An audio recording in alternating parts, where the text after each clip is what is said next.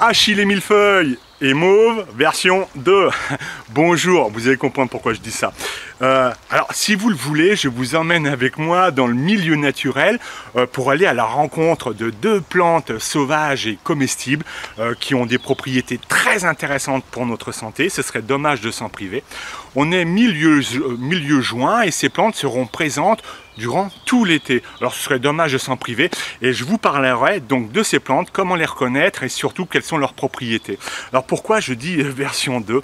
C'est parce que j'ai la sale manie et rien n'y fera jamais.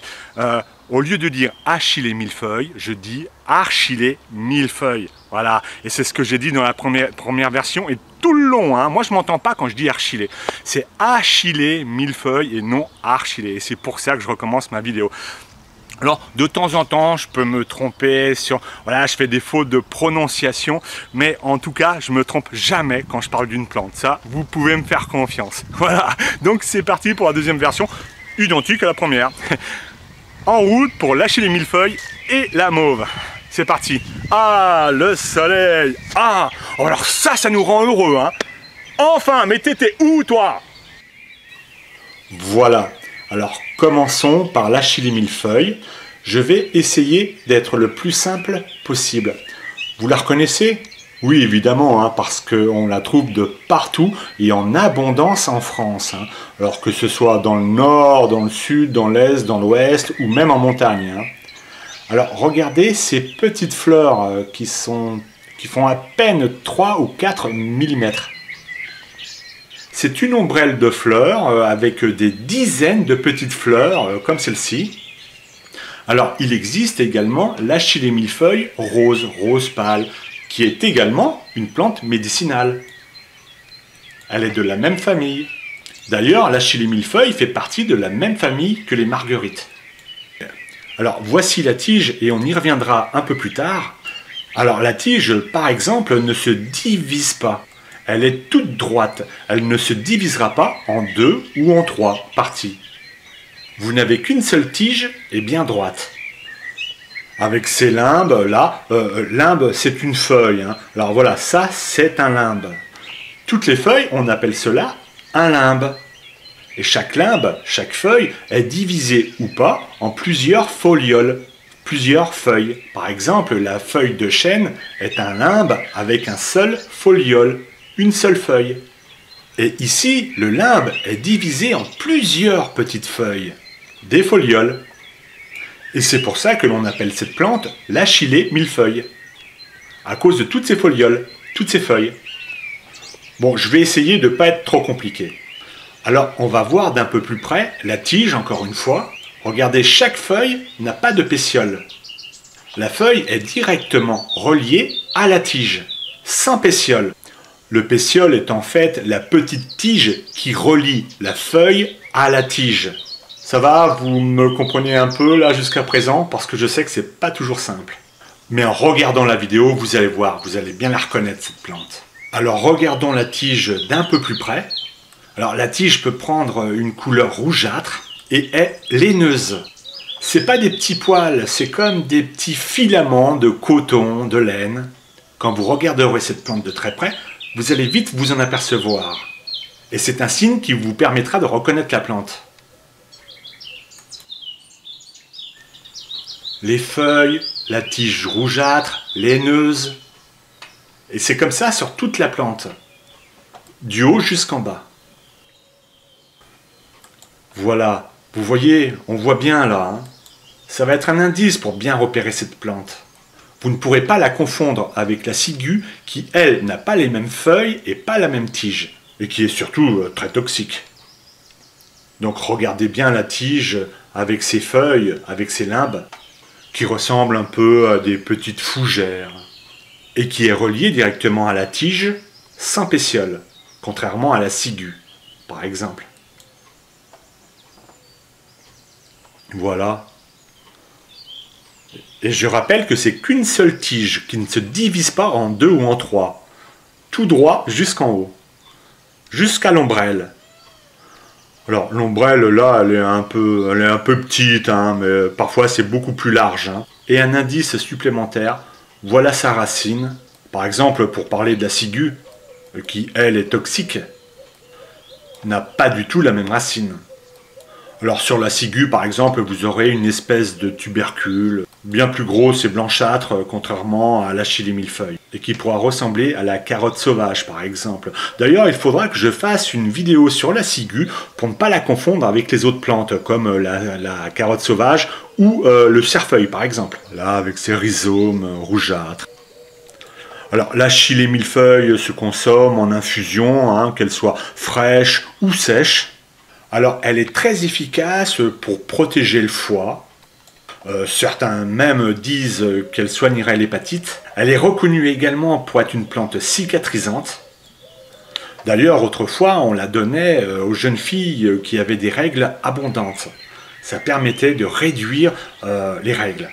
Elle a le pouvoir de cicatriser même les grandes plaies. Vous allez prendre les feuilles de l'achillée millefeuille et les broyer. Et ensuite les mettre en cataplasme sur les plaies, même les grosses plaies. Autrefois, pendant la guerre, les soldats se servaient des feuilles de l'achillée millefeuille pour soigner leurs plaies. Et ça arrêtait le sang et en plus ça cicatrisait donc la blessure. C'est une plante également antiseptique. Elle permet d'éviter certaines infections. Elle est anti-inflammatoire. Elle soulage les troubles digestifs. Elle régule le flux sanguin. Elle aide à la digestion et soulage de certains maux d'estomac. Pris en bain de vapeur, elle soignera les infections des voies respiratoires. Et elle est également très efficace pour lutter contre la fièvre. Elle soulagera les infections urinaires et puis les inflammations de la vessie par exemple. Et en infusion, elle est surtout très efficace pour vous détendre, vous déstresser et vous calmer. Donc voilà, on utilise toute la plante sauf la racine. Et puis voilà, alors pour finir, je vous présente la mauve, que l'on appelle également la mauve sylvestre, la mauve des bois. Enfin voilà, qui fleurit à partir du mois de juin jusqu'au mois de septembre, et puis qu'on trouve de partout, dans les friches, les prés, parfois sur les trottoirs, le long des vieux murs. Enfin, on n'a pas de mal à la trouver.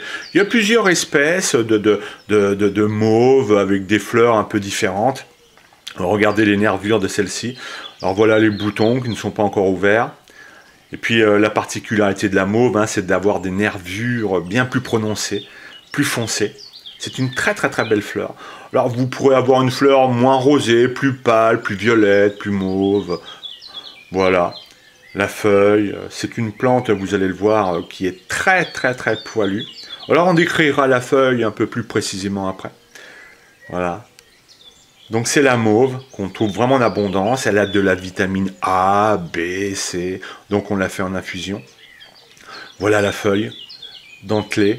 Alors je vais vous montrer deux feuilles quand même parce que ça pourrait vous induire en erreur si des fois vous voyez ça. Vous avez l'ancienne feuille, voilà, la première qui a poussé, et puis la plus récente. Alors la première, hein, elle est légèrement différente, et puis elle a été abîmée par le temps. Alors la plante est vraiment très poilue, du haut jusqu'en bas. Là ici je vous montre le pétiole, vraiment poilu, regardez. Le pétiole, hein, c'est ce qui réunit encore une fois la tige à la feuille. Voilà. En fait c'est la petite tige qui est avec la feuille. Voilà, donc la feuille qui est dentelée. Donc l'arrière est un peu plus pâle, avec des belles nervures. Le pétiole bien poilu. Voilà. Donc vous pourrez la reconnaître. Elle est un peu en étoile. Hein. Regardez les parties dentelées de la feuille. Voilà. Tout le tour, c'est dentelé comme ça. Donc c'est un signe indicateur. Mais on la reconnaît très facilement, hein, vraiment. Alors il n'y a pas de mal pour reconnaître la mauve. Hein. Puis toutes les mauves sont comestibles. Voilà. Regardez la tige, très très très très poilue. La tige, les pétioles là qui vont sur la droite et la gauche. Voilà, jusqu'aux fleurs, hein, c'est poilu. Elle pourra avoir des aspects rougeâtres, tout à fait normal. Voilà, les boutons. Regardez, on la voit différemment. La tige pourra être aussi un peu tachetée. Alors on la consomme en infusion, feuilles et fleurs. Alors certains peuvent aussi consommer la racine, mais on préférera la racine de la guimauve par exemple. Donc en infusion, fraîche, séchée. Elle a un goût assez particulier, je vous laisse le découvrir. Regardez-moi cette belle feuille. Alors c'est une plante calmante, elle est anti-inflammatoire, elle soigne la toux, la trachéite, les maux de gorge, les inflammations des voies urinaires, hein, un peu comme l'archilée millefeuille, les colites. On l'utilise également beaucoup en cataplasme. Quand on a des rhumatismes, par exemple, ça soulage. Les furoncles, les brûlures. Alors, on mange les jeunes feuilles en salade, les fleurs également, et ça fait une belle décoration. On peut faire infuser également la plante dans du lait. Quand on la fait infuser dans l'eau, une fois que c'est refroidi, certains s'en servent également pour nettoyer les yeux. Bon, en tout cas, c'est une plante qui est bourrée de propriétés, de vertus, et je vous invite à aller chercher par vous-même également des renseignements et ne pas vous arrêter seulement que sur une vidéo. Voilà, vous avez vu, finalement, c'est assez simple de reconnaître l'achillée millefeuille. On ne peut pas se tromper avec la ciguë si on regarde très attentivement. Mais quoi qu'il arrive, quand on a le moindre doute sur une plante, surtout, on ne la consomme pas, on ne la touche pas, parce qu'une plante peut être aussi bonne pour la santé qu'elle peut être mortelle, tout comme la ciguë. Peut-être qu'un jour je ferai une vidéo sur la ciguë pour bien la décrire, pour que vous connaissiez bien cette plante et surtout ne jamais la toucher. Et puis la mauve, vous avez vu, c'est assez simple, hein. Voilà. Donc cette fois, j'ai pas fait de faute de prononciation sur l'achillée millefeuille. Cette manie que j'ai à dire archilée, comme je dis aussi archile talon alors que c'est achille talon. Des fois, je rajoute des R là où il n'y en a pas, ou alors j'en enlève. Voilà, je ne sais pas pourquoi. C'est comme ça, il n'y a rien à faire. Alors bon, en tout cas, j'espère que la vidéo vous aura plu. Je vous donne rendez-vous pour une prochaine vidéo. Et moi, il faut que j'y aille parce que j'ai des amis qui arrivent ce soir. Et puis, alors... leur plat préféré, je ne sais pas pourquoi, mais ça tombe bien, moi aussi j'adore ça, ce sont les atichauds. Voilà, donc je vais faire cuire des atichauds avec une bonne sauce vinaigrette, on va se régaler. Voilà, donc il faut que je me dépêche parce que les atichauds c'est long à cuire. Allez, je vous donne rendez-vous, à bientôt. Au revoir.